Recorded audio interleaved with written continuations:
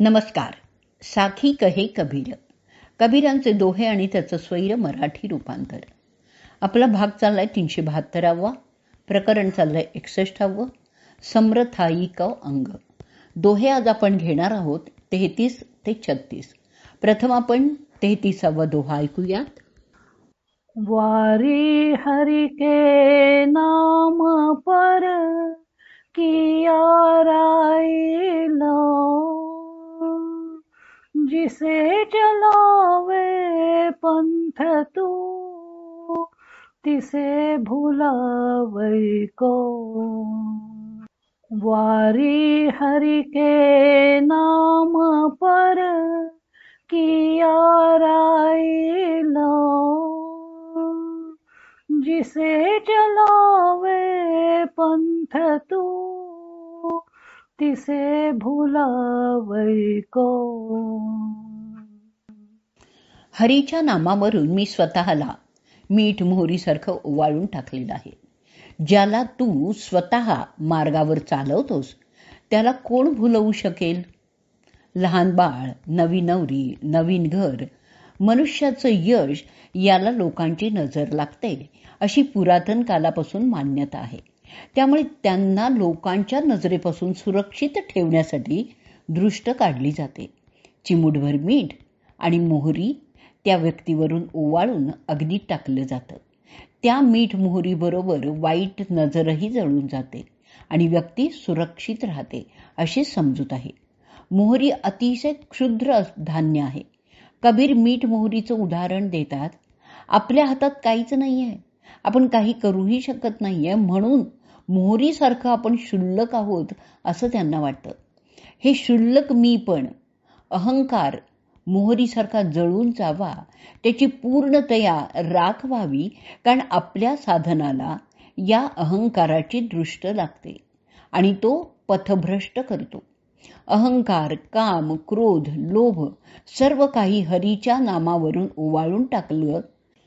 मीठ मोहरी सारण सर्व जळूनच जाईल आणि आपण सुरक्षित राहू आणि मग नामामध्ये एकरूप होऊ असंच त्यांना वाटतंय. आता आपण ऐकूयात मराठी साखी. निंबलोण हरी नामावरुनी, राई मीठ जळून, ज्या पंथावरी तू चालवी, जाई कोण विसरून. निंबलोण हरी नामावरुनी, राई मीठ जळून, ज्या पंथावरी तू चालवी, जाई कोण विसरून. पुढचा 34वा दोहा ऐकूयात.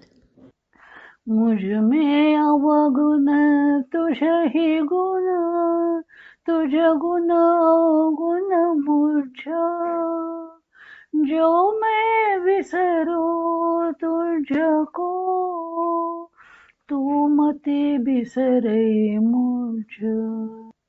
मुझ में अवगुण तुझ ही गुण, तुझ गुण गुण मुझ, जो मैं विसरू तुझको, तू मति बिसरे मुझ. अर्थ ऐकूयात.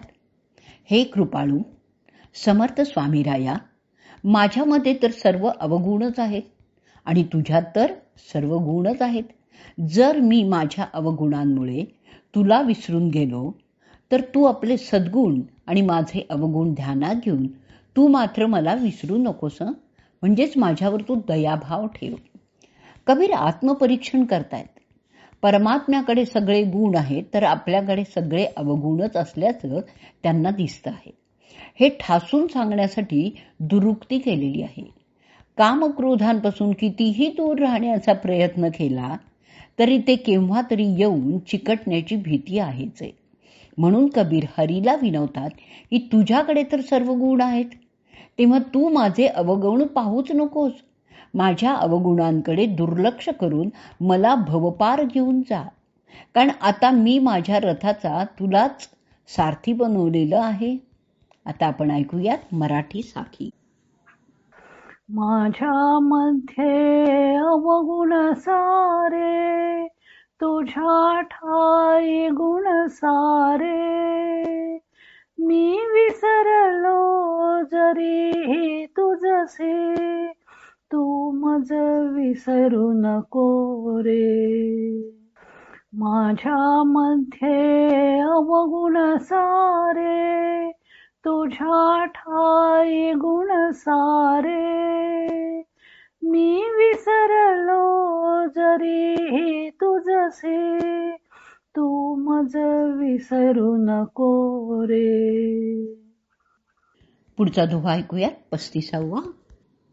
साहेब तुम जने बिसरो, लाख लोग मिल जाही.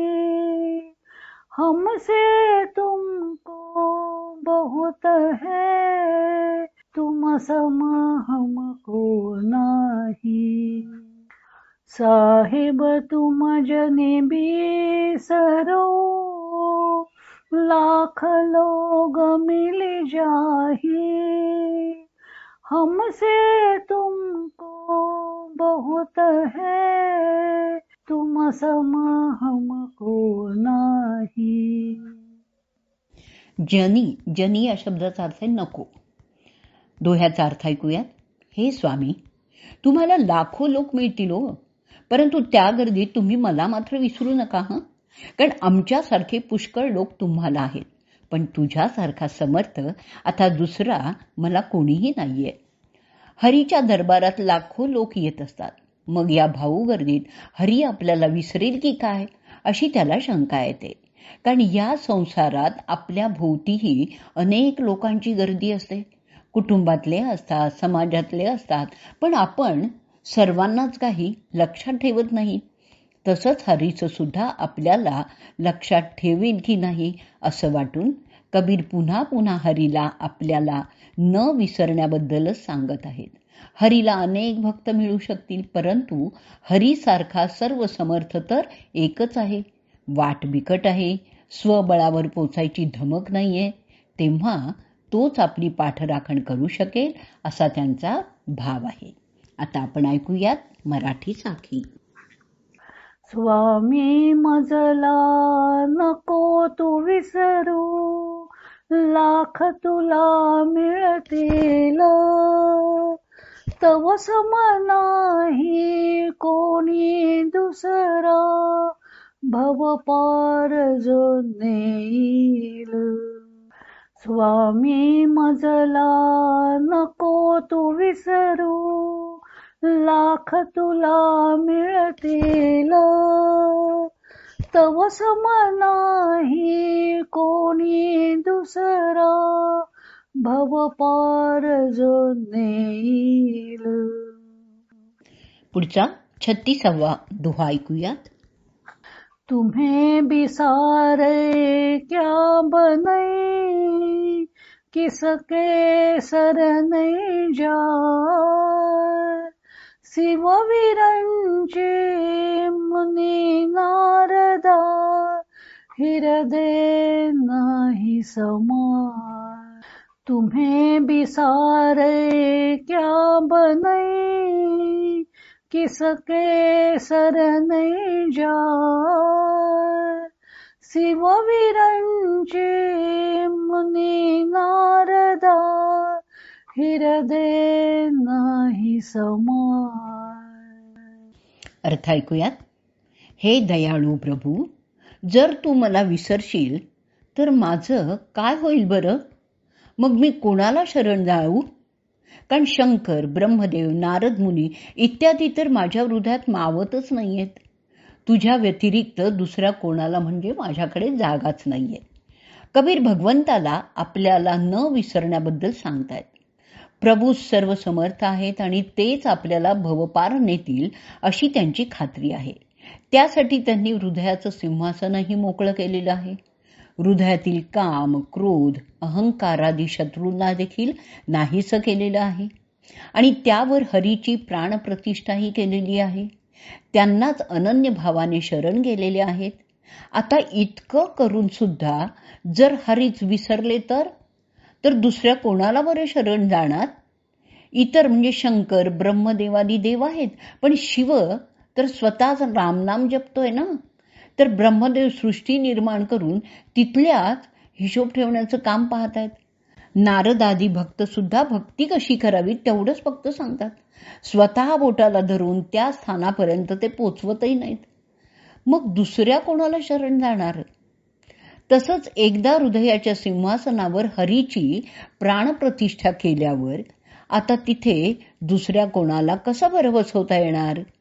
आणि म्हणूनच कबीर म्हणतायत की आता तिथे दुसऱ्या कुणालाही बसता येणार नाही.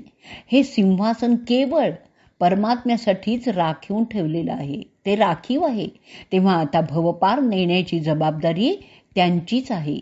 त्याला विसरून चालणारच नाही. आता आपण ऐकूया मराठी साखी, आणि या साखीबरोबरच आजचा भाग आपण इथे संपवणार आहोत. प्रभू विसरशी जर तू मजसी, शरण कुणाला जाऊ? ब्रह्मा शिव मुनी नारद याना, हृदय कसे बर देऊ?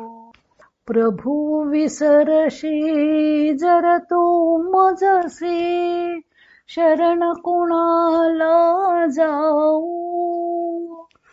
ब्रह्मा शिव मुनी नारद याना, हृदय कसे बर देऊ?